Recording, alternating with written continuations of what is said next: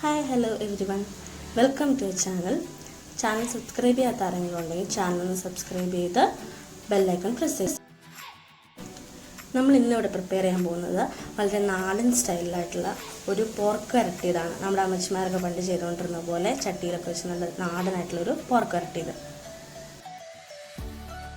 നമുക്ക് വേണ്ട ഇൻഗ്രീഡിയൻസ്: വെളുത്തുള്ളി, ചുവന്നുള്ളി, ഇഞ്ചി, പച്ചമുളക്, പെരുംജീരകം, കുരുമുളക്. ഇതെല്ലാം കൂടി കൂട്ടി നമ്മളൊരു പേസ്റ്റ് ആക്കി എടുക്കണം. പിന്നെ നമുക്ക് ഒരു 2 സവാള, 2 തക്കാളി, പിന്നെ കരിയാപ്പില. ഇത്രയാണ് നമുക്ക് ഇൻഗ്രീഡിയൻസ് വേണ്ടത്. നമ്മൾ ആദ്യം പറഞ്ഞ സാധനങ്ങളെല്ലാം കൂടി പേസ്റ്റ് ആക്കി എടുക്കുക. ഇത് പേസ്റ്റ് ആക്കി എടുത്താൽ നമ്മൾ ചെയ്യാൻ പോകുന്ന അടുപ്പിലാണ്. നമ്മളാദ്യം നമുക്ക് തീ എത്തിക്കുക. അത് നമുക്ക് നമ്മുടെ ചട്ടി വെച്ച് കൊടുത്തൊന്ന് ചൂടാക്കി എടുക്കാം. വളരെ സിമ്പിളായിട്ട് നമുക്ക് ഉണ്ടാക്കിയെടുക്കാൻ പറ്റുന്നൊരു പോർക്ക് വരട്ടിയതാണ്. നമ്മളാദ്യം കുറച്ച് നെയ്യ് ഇട്ട് കൊടുക്കുക. നെയ്യുടെ മുകളിലോട്ട് നമ്മൾ കഴുകി വെച്ചിരിക്കുന്ന പോർക്ക് ഇട്ട് കൊടുക്കുക. മുകളിലോട്ട് നമ്മൾ ആദ്യം ഉണ്ടാക്കിയ പേസ്റ്റ് ഇട്ട് കൊടുക്കുക. പിന്നെ സവാള, തക്കാളി ഇട്ട് കൊടുക്കുക. ആവശ്യത്തിന് ഉപ്പിട്ട് കൊടുക്കുക.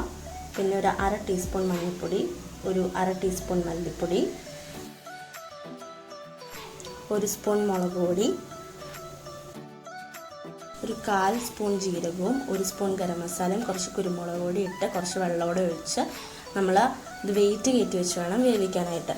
ഒരു പാത്രം വെച്ച് മൂടി വെയിറ്റ് കയറ്റി വെച്ച് നമ്മൾ നന്നായിട്ടൊരു 10 മിനിറ്റ് വേവിച്ചെടുക്കാം. 10 മിനിറ്റ് കഴിഞ്ഞു. നമുക്കൊന്ന് തുറന്ന് നോക്കാം.